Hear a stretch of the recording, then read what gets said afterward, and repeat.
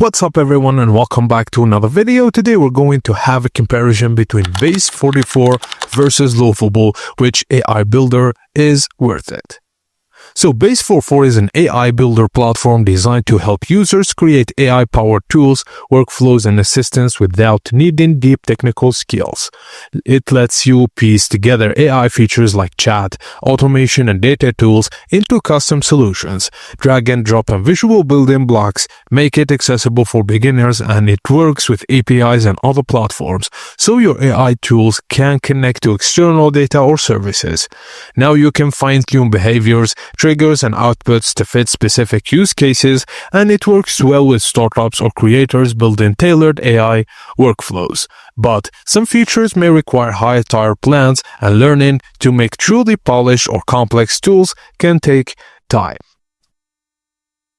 Now moving on to Lovable, which is another AI builder focused on creating experiences and engagement, especially in areas like conversational AI, personality-driven chat experience, or branded or themed AI interactions. It's great for building character-based or expressive bots, simple setups, and templates for fun or engaging experiences, and better when you want the AI feels personable or memorable.